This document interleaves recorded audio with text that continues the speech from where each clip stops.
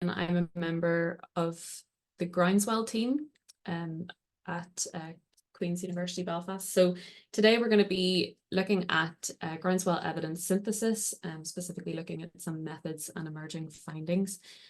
So our three speakers this afternoon are Professor Mike Clarke, Dr Emmylou Rahtz, and Dr Christopher Tate. I'm just going to give a very brief overview of our GroundsWell project before we begin, for anyone who's maybe not familiar with us or the work that we're doing and hope to do. GroundsWell is a consortium of universities, communities and policymakers, ultimately with the aim of making outdoor spaces healthy for all. You can see we're a good looking bunch up in the top right corner. We have three main hub cities in GroundsWell, which are Belfast, Edinburgh and Liverpool, but we also are across extra additional cities, Glasgow, Exeter. We have people in Cranfield, we have people in Colorado in the States. So we're quite a big group and we're all working towards this one goal. There are a number of underlying tenets, I suppose, of GroundsWell that underpin everything that we do. And we have specific work packages focused on different elements, some of which you can see on your screen. So one is co-production, so co-implementing, co-evaluating and co-translating, acknowledging the complexity of the system of the urban environment and how communities live in it. We're underpinned by health and inequalities. So in my next slide, you'll see that we have a specific cross-cutting theme aiming to address health inequalities across GroundsWell. And we ultimately want to create a cycle of research, policy, implementation and active citizens who can take ownership of their outdoor spaces and have access to healthy outdoor spaces. So this is a brief overview, or just to provide a brief overview of some of the work on GroundsWell. It ranges from systems work to agent-based modelling, co-production, citizen science, then we have data innovation, intervention evaluation, and some health economics. We have policy and decision making, and we have a team that specifically looks at impact and knowledge exchange. And as I say, we have that cross-cutting theme of health inequalities running throughout all of our work packages. And the good news is our three speakers today actually cut across a number of different work packages. So we'll hear a really nice mixture of things that are happening across GroundsWell. So I am going to stop sharing my screen and allow Mike to get ready to present as I introduce him. So Mike, Professor Mike Clarke, is a founder and research director of Evidence Aid, improving access to research for disasters and humanitarian emergencies. He's based at Queen's University Belfast as Director of the Northern Ireland Methodology Hub, Director of the NI Clinical Trials Unit, and Coordinating Editor of the Cochrane Methodology Review Group. So Mike's going to be talking to us today about some of the work he's conducting with GroundsWell into a review of the evidence on urban green and blue spaces. Thank you, Mike. Great, thanks, Niamh. So, yeah, as Niamh said, I'll talk to you about the evidence synthesis work that we're doing in GroundsWell to try and identify evidence syntheses. And as many of you know, evidence syntheses are, they're sometimes going to be called systematic reviews or scoping reviews or realist reviews and meta-analyses. They are attempts to bring together the existing research on a particular topic. So one of the things that we wanted to do for GroundsWell is just see what's out there. And it's part of work package 1. So work package 1 contains an element to do with modeling, which goes way over my head, but also what do we already know? So our role is to try and find existing evidence synthesis that might inform activities elsewhere in GroundsWell, and with a view to developing an outward-facing knowledge platform, which we can showcase those systematic reviews and evidence syntheses to our colleagues, our partners, and perhaps create something where the reviews are summarized and give people a one-stop shop to accessing what I'm going to show you is actually a vast amount of material.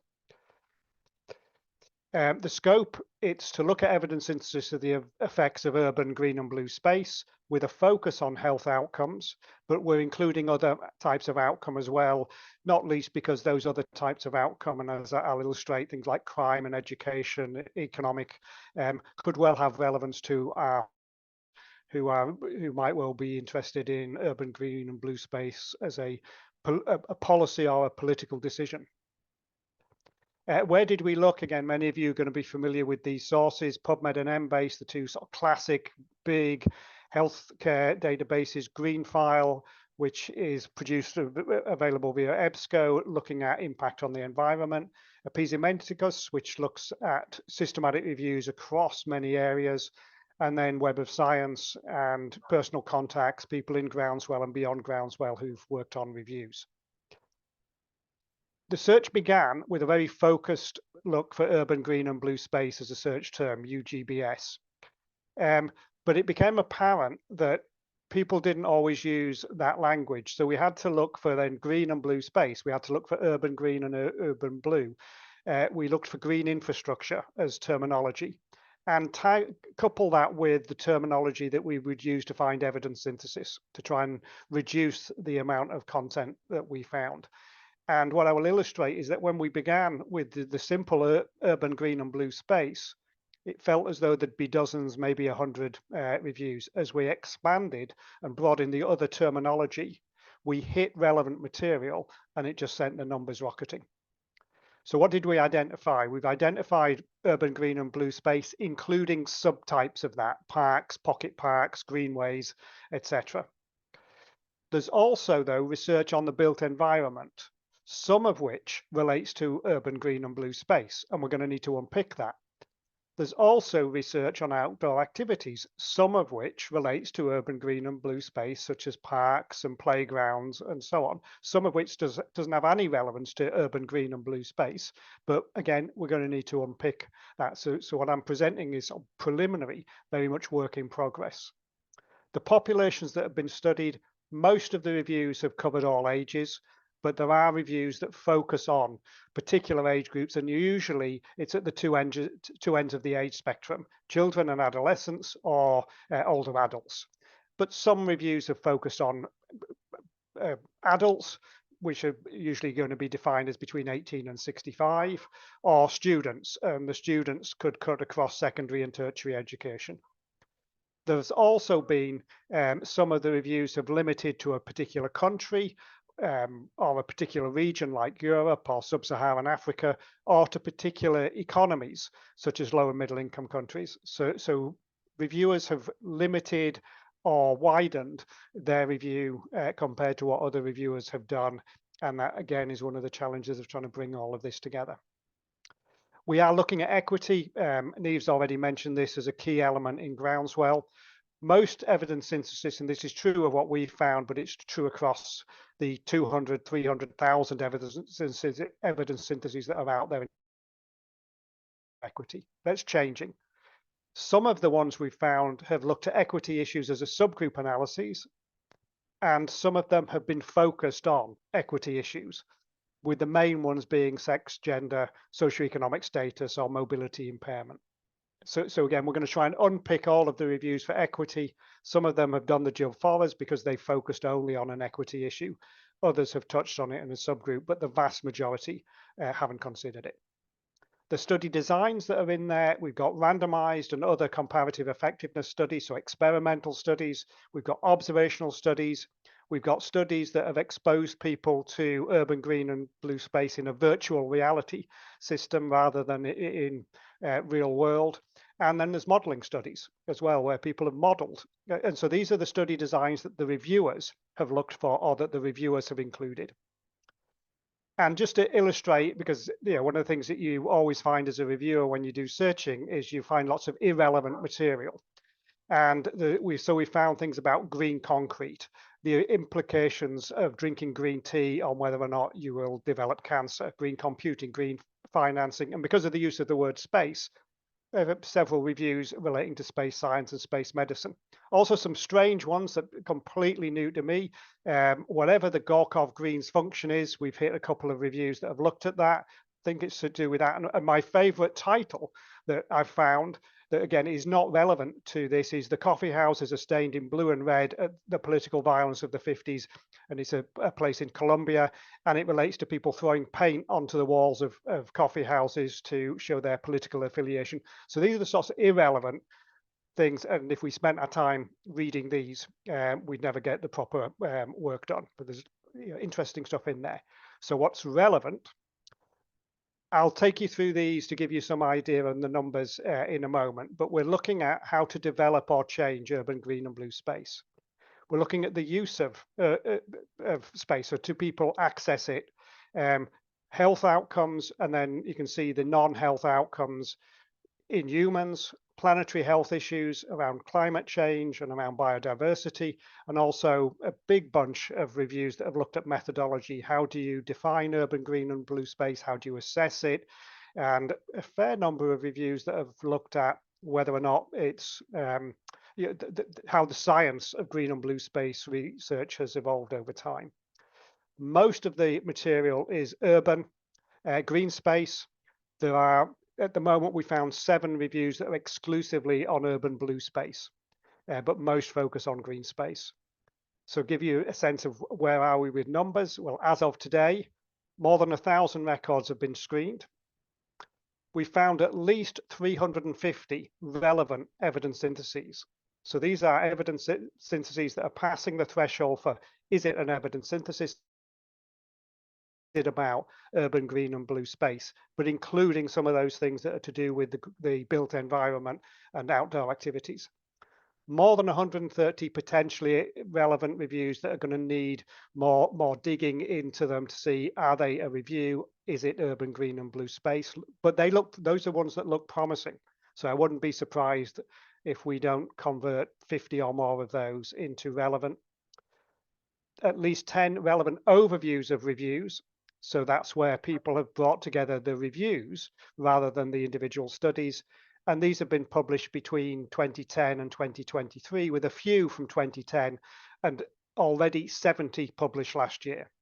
So the numbers are growing. And this again is a challenge. We're going to be, as I'll say at the end, we're going to need to update this.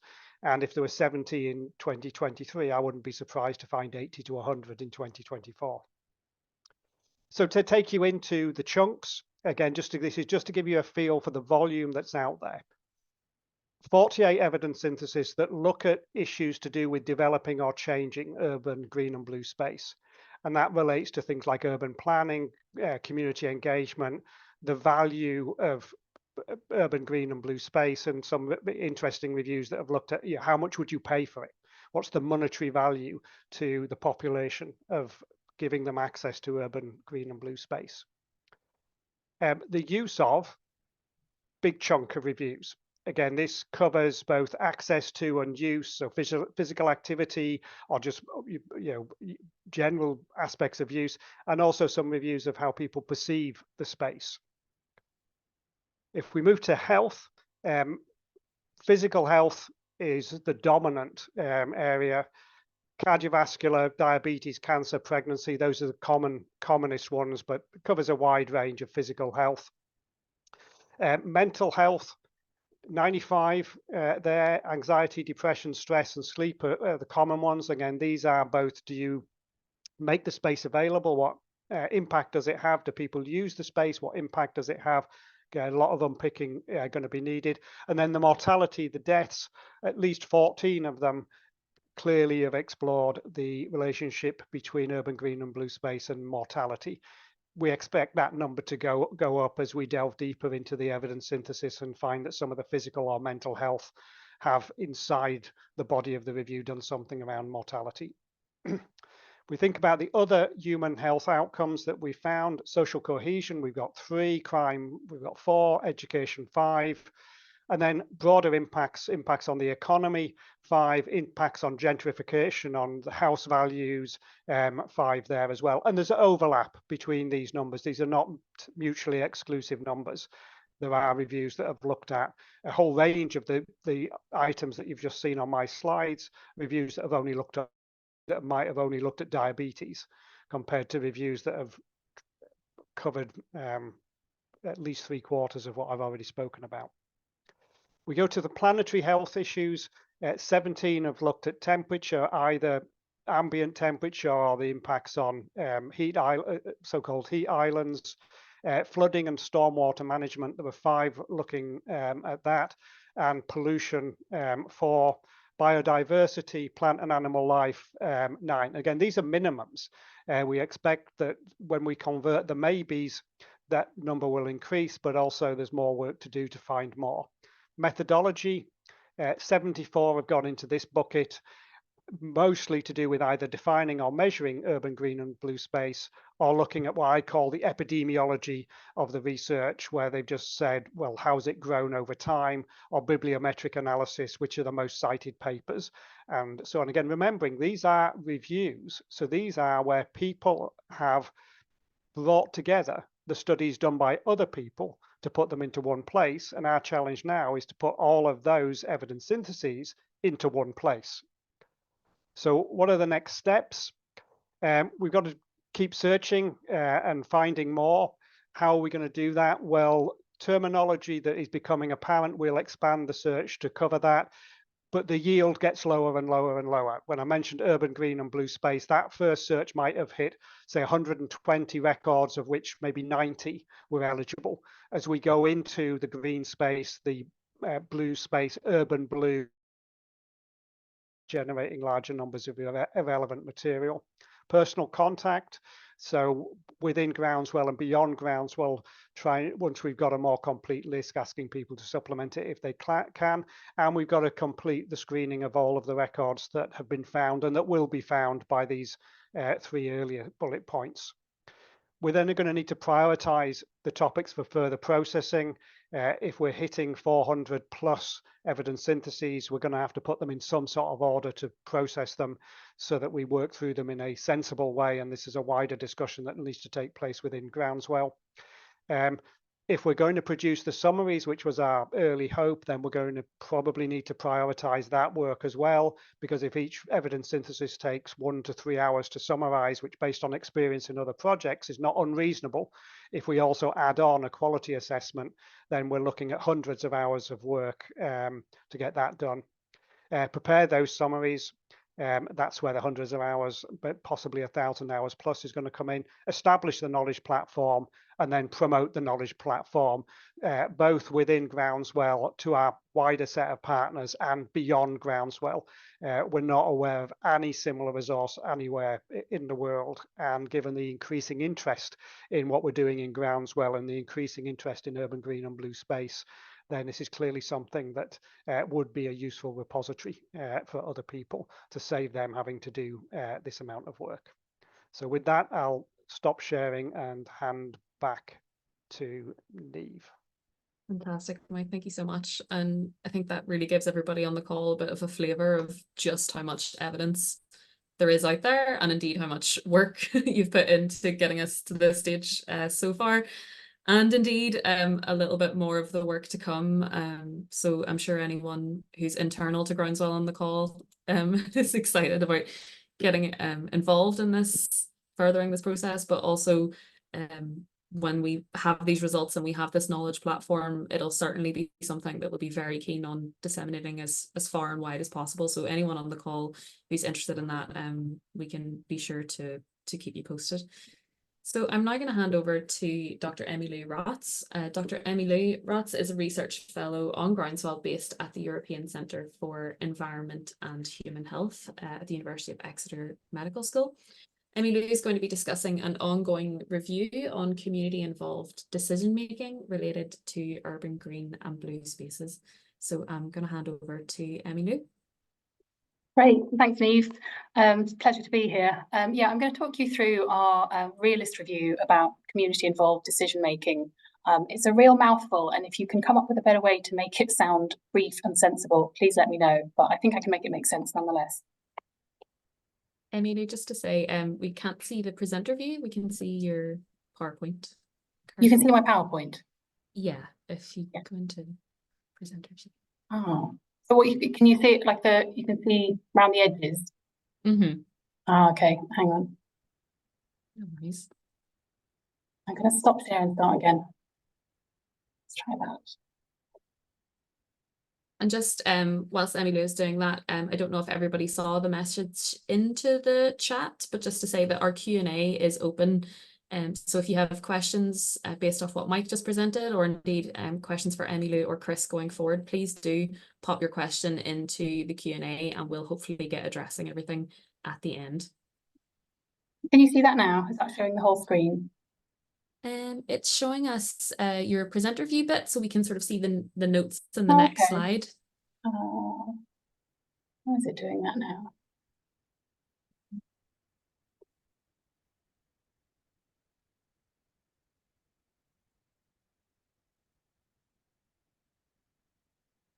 If it would be easier, Sophie can potentially share the slides.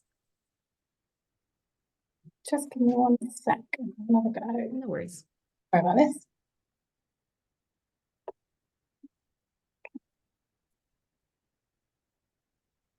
Share screen.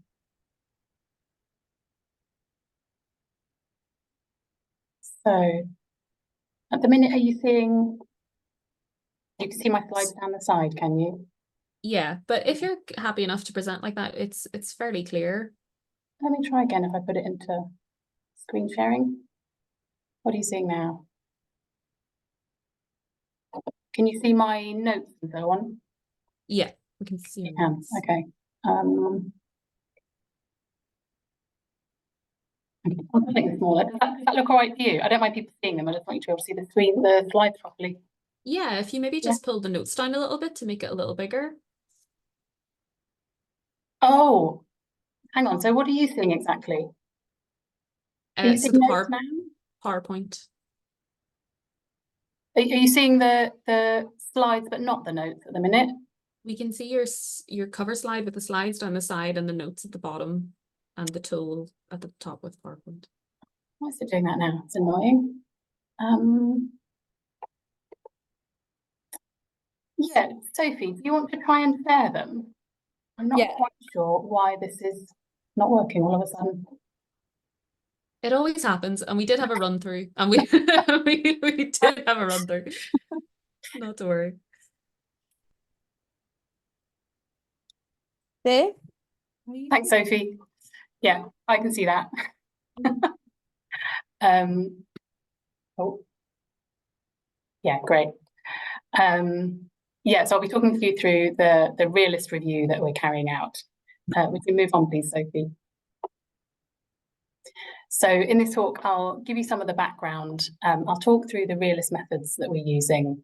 I'll run you through some of the theories that we've articulated and that we're testing, how we are going through our search for evidence, and I'll start to talk about some of the outcomes. Next slide, please, Sophie. So this is a realist review protocol that we published where we went into a lot of detail about all of these plans. It's work in progress, so we will be sharing outcomes probably early in next year when they're available. Next slide, please. So a lot of you will be aware of the growing and very compelling set of evidence about the benefits of urban green spaces and urban blue spaces. Excuse me, it's becoming really clear that if you live in or near these spaces or spend time in them, then there can be huge health benefits in terms of physical health and mental health. And that's going to be through a few different paths. So increased physical activity, more social interaction, and stress reduction can all have these health benefits. But there are also huge health inequalities and social inequalities in how people access these spaces. So especially across issues like class, race, ethnicity, age, and disability. And if you are in one of these structurally disempowered groups, then it's quite likely that you don't live as close to a green space or blue space. And if you do, it will be of lower quality, it will be less accessible, it won't be as appealing. So it really compounds these social inequalities and health inequalities. So what can we do about that? How can we tackle that? There's been a certain amount of work about community engagement and how that can help. So some of this work has been done in relation to urban green space and blue space. More of it has been done in relation to health facilities, for example, where health facilities are built and how they're maintained. And it seems that when you can carry out a good community engagement process, you get more equitable outcomes. So because the people involved have contributed their opinions, and their feelings. They trust the decisions more, they have more of a sense of ownership, and they have higher satisfaction. They're more likely to use the facilities, whatever they are, because the facilities meet their needs, because those people were able to contribute. Next slide, please. So the overarching theory that we're testing in this work is that when infrastructural changes are taking place in urban settings that involve urban green space and blue space and affect communities, appropriate and sufficient consultation and engagement activities will ensure that communities' needs are better understood and better implemented within plans. So it's really exploring what works for whom, in what circumstances, and why. We're particularly interested in marginalised and structurally disempowered communities to tackle these health inequalities. And we're really interested in spaces where there is an ambition or an expectation that there will be a benefit for health. Next slide, please. And scroll down one.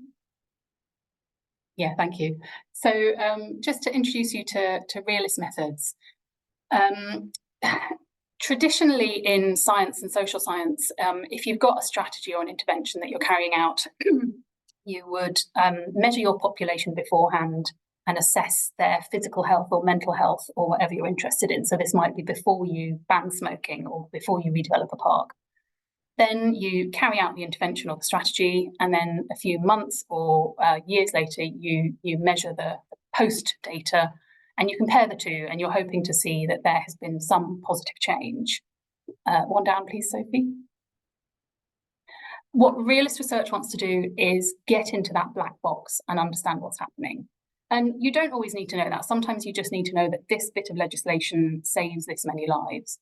But at other times you might be trying to translate something from one city to another or one nation to another. And so then you need to get into the kind of nitty-gritty of what's going on there. So say if you've redeveloped a park, you might be able to see that people have better physical and mental health, but it could be very different reasons for different people and groups of people. So it might be to do with different opening hours. It might be that there are really appealing community activities happening that draw people in. It could be that it feels safer because of the lighting or the layout, or maybe there are more accessible paths. So the way that intervention works for different people is really different, and that's what realist wants to get at. That's sort of the why of why change happens. Next slide, please. So realist methods have a real focus on this context, mechanism, and outcome sort of structure, and it uses that to explore these causal relationships. So the context is all the sort of background stuff. So what is it about this particular place? What are the cultural norms there? Is there a particular social history or a political history consideration that you need to bear in mind? Does the funding situation differ here from in other places? The mechanism is the how and the why. So it's how people think and feel about a particular strategy and something they could get involved in. And again, always with this focus on causality. And outcomes in realist research can be qualitative or quantitative, or a combination of the two. They can look at the expected outcomes, but sometimes it's an unexpected outcome. So there's been some sort of byproduct, but in realist research, you want to pay attention to that as well and see how it informs your thinking. Next slide, please. And as you're building up to these context, mechanism, outcome statements that are like the output of realist research, you're often working on initial theories. So this is potentially quite a long set of statements that are structured if this, then that, because. And so that's your series of hypotheses to try and explain what's happening. Next slide, please. And I just wanted to do a quick little sort of mental exercise here. I won't get anyone to shout out or contribute. If you imagine that a park is being redeveloped and there's a hope that it will benefit mental health, then you can kind of construct a series of statements. If the park is redeveloped, then people's mental health improves because there's a lot of biodiversity in the park, and we know that that is beneficial for mental health.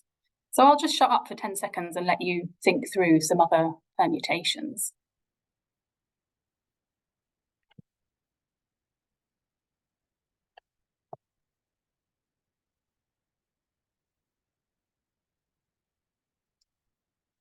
So what you can hopefully see is that if you spend any amount of time thinking about this, there's a huge range of reasons why a particular green space or park might benefit different groups in different ways. And what you're doing in this process is really spelling out all of your knowledge and your assumptions and your expectations. And I actually think that this process could be very helpful. You know, you don't have to be doing a realist review for this to be a useful process. I think you could apply this kind of approach in a lot of different projects and strategies to understand your thinking and to share that with a group and really challenge the way you're thinking and understanding what's happening. Next slide, please. So I'm not going to go into this. I just wanted to kind of illustrate some of the way we've been hashing this out as a team. So we've ended up with about 25 statements, but here are 5 of them where, you know, we've written them down, then we've challenged each other, tweaked, adjusted, really kind of queried our own thought processes. Next slide, please. And here are a couple of the final ones. So we've got 25 spread across 6 different levels. If we just look at this first one, so we're thinking about a context where community members feel unable or are unable to join the decision-making process and are therefore excluded from the process.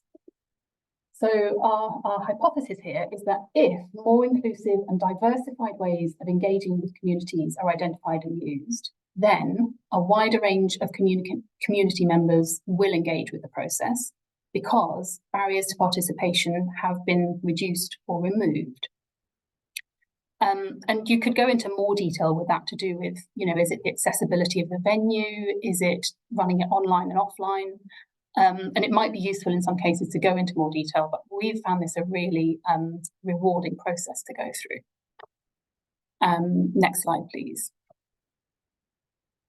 The realist methods have felt very relevant to this particular work because of all these interactive layers. So with urban green space and blue spaces, you might be thinking about government level funding and government level decisions. It might be local government. It might be particular charities that are involved. And realist methods can really dig into all that complexity and take account of different local contexts. Next slide, please. So a lot of the work we've been doing so far has been this refining process, developing these theories. We've also found some kind of key evidence, the core literature and reports that really fit the bill of what we're looking for. So we've used those to develop the terminology to carry out further searches. Next slide, please. And in our search, we're being very inclusive. So we're looking across different academic disciplines like public health, social sciences, planning, and so on, and also looking beyond academia to strategy documents and project reports. We're including quantitative, qualitative, and mixed literature and editorials and commentaries. Throughout all of this, we've got this real focus on communities that have been marginalised, because it's such a core part of what we're doing is to try and tackle the health inequalities. And for now, we're primarily looking at UK evidence. We might look further afield when, if we find gaps in particular areas. Next slide, please. As we assess the evidence, we are, first of all, obviously looking to see that it's relevant. And relevance, you don't have to meet hard criteria in realist research. It's more about whether it can tell you something to answer the question you're looking at. It needs to be sort of rigorously carried out, so it needs to be well-conducted research. And then we're looking at this idea of conceptual richness. So you can divide your literature and your evidence into 3 categories. Conceptually rich tells you a lot theoretically. The second category is not as theoretically conceptually rich, but it has thick description, so it has a lot of detail on the nuts and bolts. And then a third category is the thinner description. You might not want to include those, but equally, in some cases, even though there's not a lot of detail, it might still tell you something important that you're not finding elsewhere. Next slide, please. So for our analysis, we are going to be pulling all of our evidence together that we found and then categorizing it according to our theory, so according to those 25 hypothetical statements. And then we'll be finding different ways to combine it, really, so juxtaposing contradictory bits of evidence, reconciling the evidence, consolidating it, and throughout it all, there's this consideration of context. So how would this translate to a different setting? We'll be working towards producing some final context mechanism outcome theories and statements, and we'll be working with stakeholders to kind of sense check that whole process. Next slide, please. So in terms of the outcomes, we'll have this set of statements, but we also want to make sure that there's something really practical to help guide people who want to carry out a decision-making process with a community. So what are the things that need to be in place? What kinds of tools? And that might be in terms of how to run a particular sort of workshop, or it might be that, the real hands-on materials that you need. What sort of expertise do professionals need to be able to carry out this work confidently and effectively? What's the funding situation? These are often costly exercises. Do you need one-off funding? Does it need to be continuous? The question of when to engage with a community is really important. So it's not always the case that you want to engage them at the beginning. There might be non-negotiable things that you need to work out before you involve the community. And overall, how do you make this an equitable process? How do you make this something that people want to be involved in and they feel that their input is valued? Next slide, please. So thank you for listening. Thank you for bearing with the technical hiccup. And thank you to all of my colleagues that I'm working with on this review. Thank you, Emmylou. That was a really, really interesting insight into the realist approach and what that can involve. So I think without further ado, I'm just going to move on to our next speaker, who is Dr. Chris Tate. Chris is a research fellow based at the Centre for Public Health at Queen's University Belfast, who contributes to our health economics work package on GroundsWell. He'll be presenting a piece of work about an evidence gap map created on the literature of urban green space contribution to achieving UN Sustainable Development Goals. So over to you, Chris. Thanks. Thanks, Niamh. Can you see the PowerPoint okay? Yeah. Yep. Perfect. So hi, everyone. Yep. Today, I'm going to give a brief overview of a piece of work that I did with the GroundsWell team. This looks at the contribution of urban green and blue spaces to the United Nations Sustainable Development Goals. I'm mainly using this as a case study just to highlight some of the challenges that were involved in approaching a research topic that has very broad aims and a lot of potential evidence to draw on. And then I'm going to also talk about some of the ways in which you can get around these issues to make the results more digestible for audiences. So just for a bit of background, it's been well established at this point that urban settings are under increasing pressure to provide more sustainable. So we know that urban settings are under increasing pressure to provide a more sustainable environment that supports the health and well-being of their populations. We know that the number of people living in cities is projected to increase significantly over the next 30 years. Therefore, it's important that there is a robust evidence base to inform policymakers and urban planners about the tools at their disposal to support a higher quality of life. Urban green and blue spaces are an important resource that can aid in achieving this goal. Examples of urban green and blue spaces include greenways, urban forests, lakes, and the benefits that they provide are often multidimensional and far-reaching. For example, they provide settings for exercise and recreation, reduce exposure to air pollution, and aid in carbon sequestration. They reduce surface temperatures and mitigate against urban heat island effects. They also serve as active transport corridors to support people that wish to travel by foot or bicycle. So as I mentioned at the beginning, the aim of this piece of work was to assess how urban green and blue spaces can contribute to the United Nations Sustainable Development Goals. The Sustainable Development Goals were launched in 2015. They are made up of 17 goals, which are subdivided into 169 targets. Overall, the SDGs serve as a framework for more sustainable urban development with an emphasis on reducing the environmental impact of cities and the impact of urban activities on human health. This is summed up quite nicely by the quote just at the bottom of the slide there. And then within SDG 11, there's a specific reference to making natural spaces more accessible and inclusive. This is something that can be directly impacted by the creation of urban green and blue spaces. However, the challenge for us was to figure out the ways in which urban green and blue spaces can contribute to many other SDGs, not just SDG 11. So bearing in mind that there is so much overlap across many of the Sustainable Development Goals and many interdependencies as well. Visualizing this relationship could be quite difficult. And it may be even more difficult to actually derive any meaningful set of policy objectives from this evidence if the landscape of the literature is so broad and disorganized. So our objective was to try and consolidate this evidence and create an interactive evidence gap map that visualizes the distribution of the evidence as it pertains to the contribution of urban green and blue spaces to the United Nations Sustainable Development Goals. There were a number of obstacles that we had to overcome to achieve this.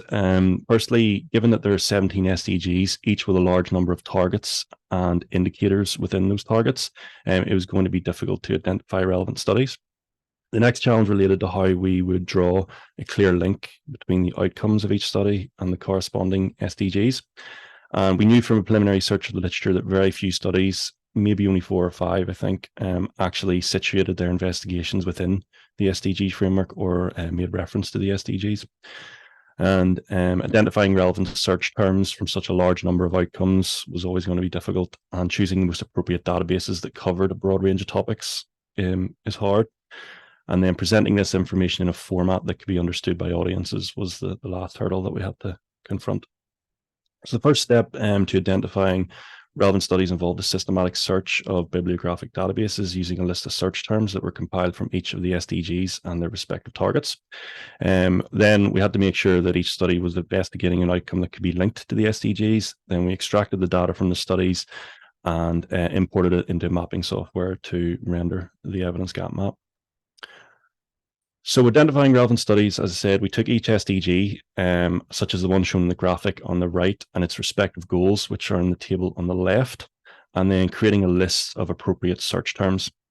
Only by going through each SDG individually and selecting key terms was it going to be possible to retrieve relevant studies. And as the list of the search terms got bigger and bigger, it was important to make sure that they were accurate and the use of Boolean operators and so on was done correctly.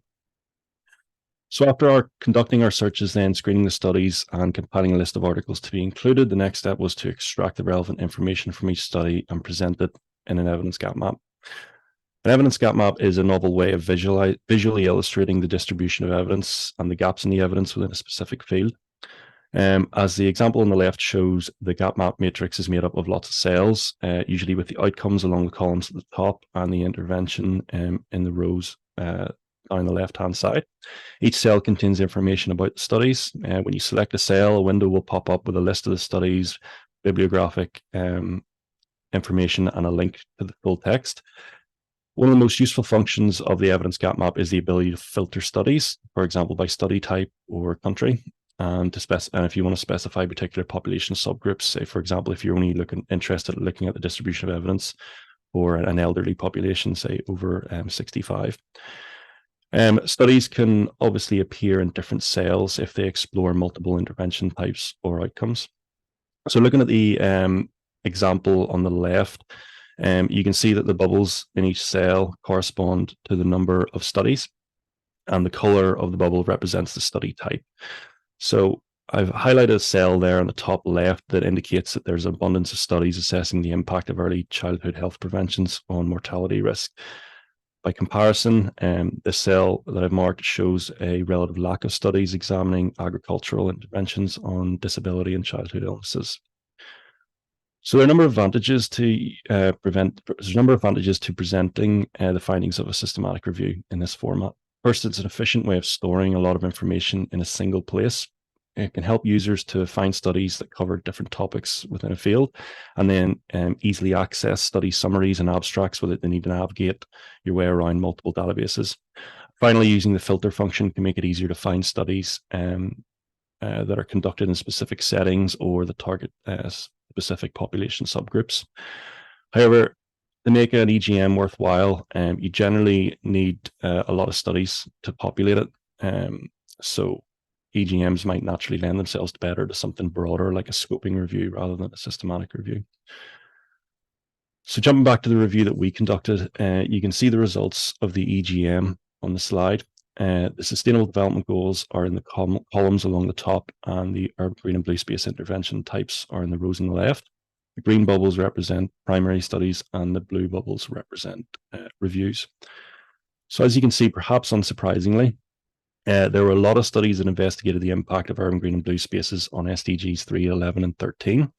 These relate to health and well-being, creating sustainable cities and communities, and climate action. You can also see the bulk of studies looked at pre-existing urban green and blue spaces. Those are along the top row. Very few studies actually examined urban green and blue space interventions.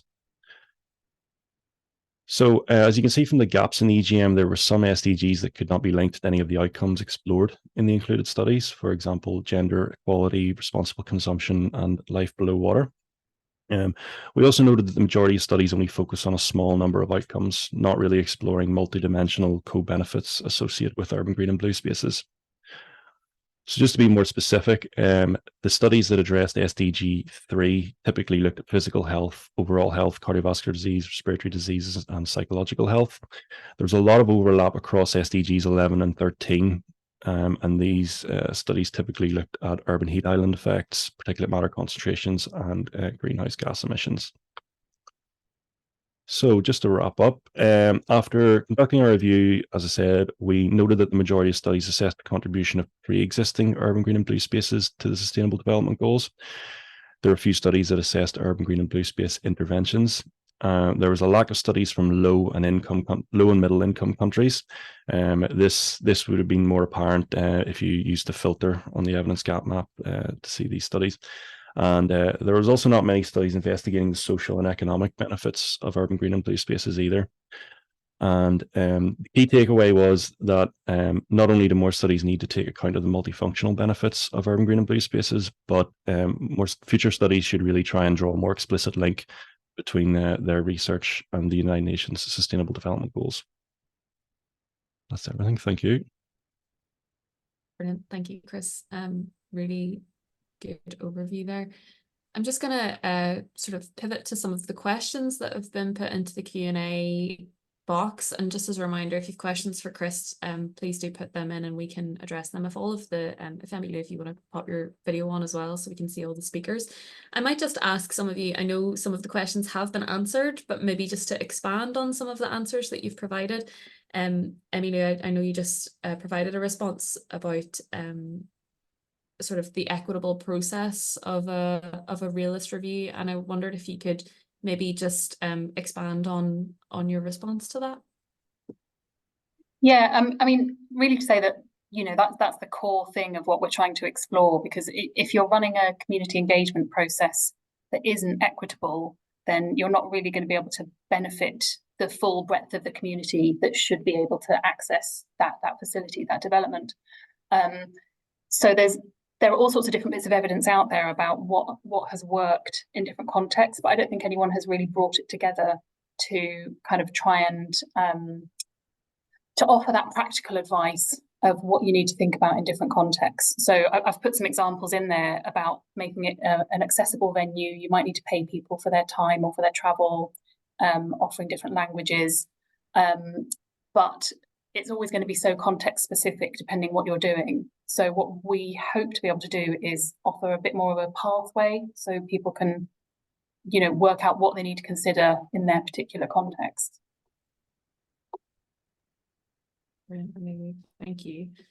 And Chris, I have a quick question for you, just while I'm sure that there are dozens ready to come into the Q&A chat box.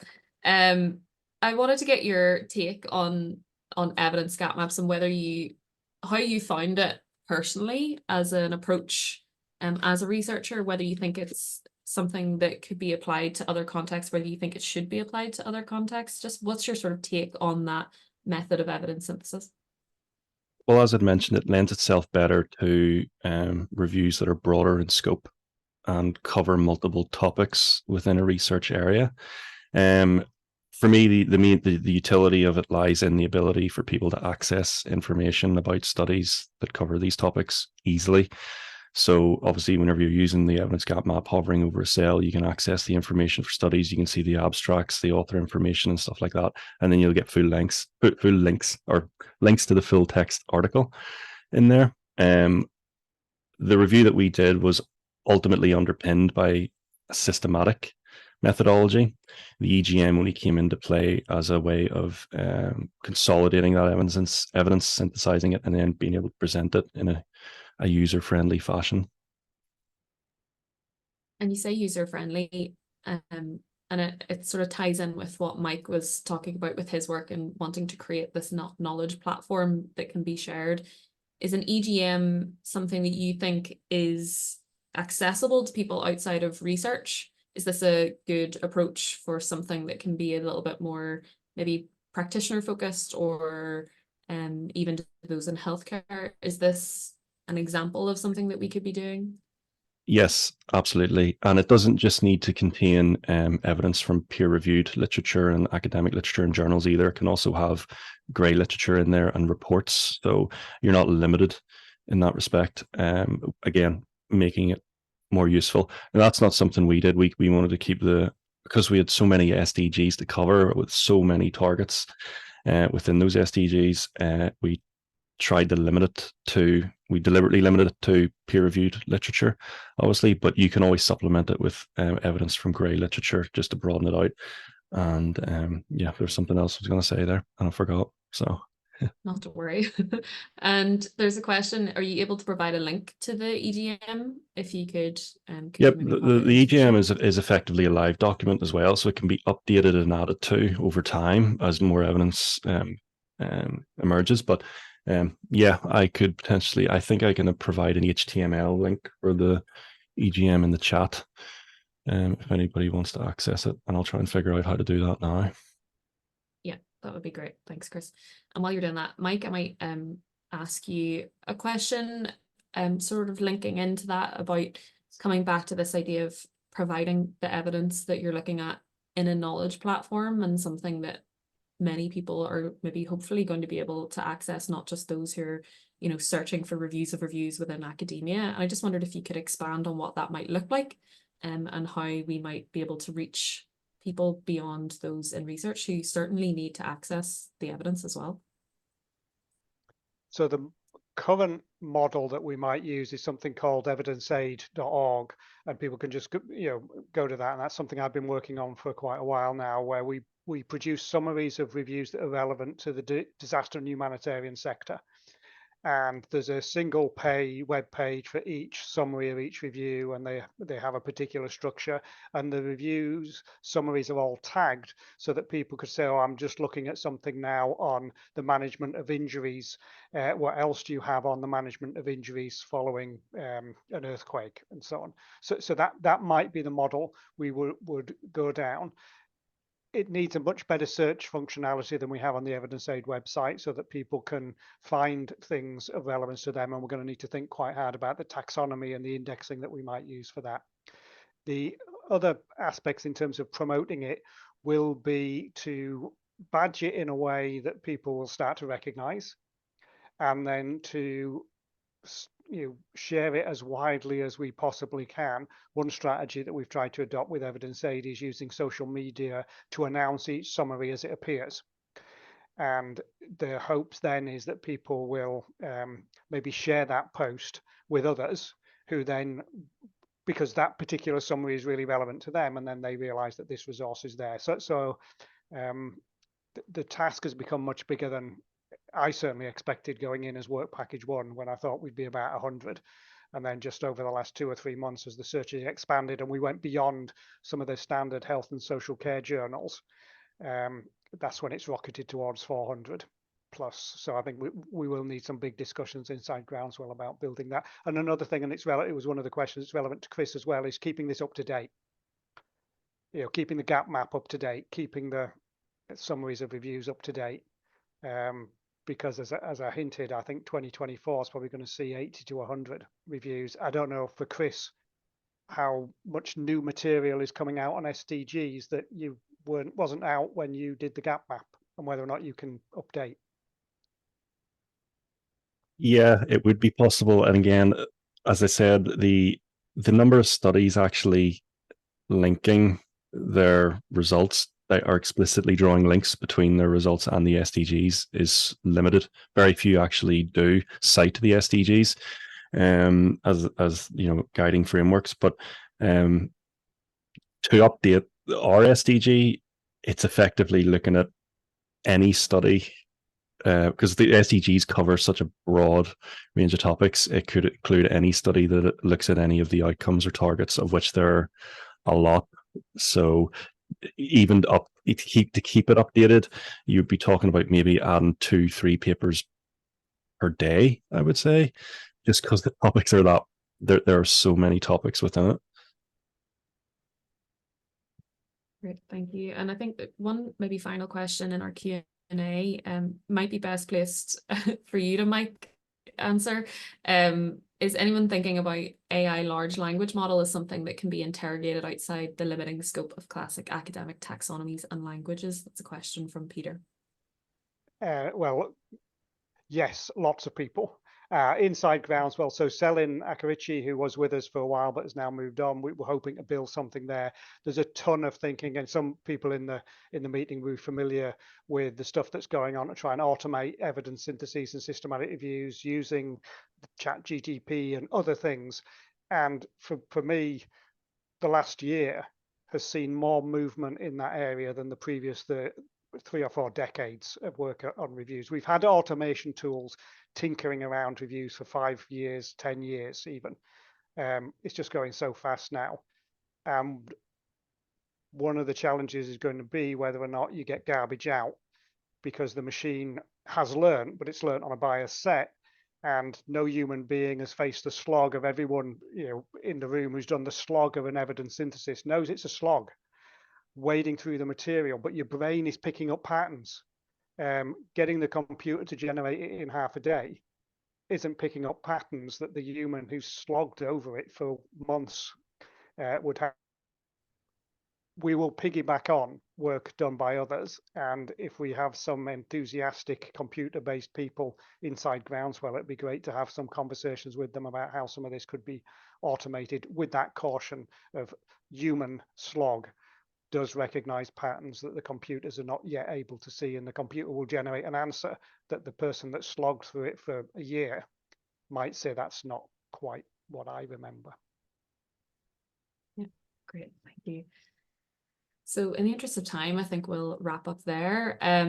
If you have any further questions for any of our speakers, I'll circulate their contact details in the follow-up email, where you'll also receive the recording from today. So hopefully today has provided you with a bit of an overview of some of the evidence syntheses that are happening as part of GroundsWell, and some of the things that are possible, from collating all of the systematic reviews, from realist reviews to EGMs. And I just want to thank Emmylou, Mike and Chris for speaking today, and thank you all for coming and for submitting your questions, and have a lovely afternoon. Thank you all very much. Thank you.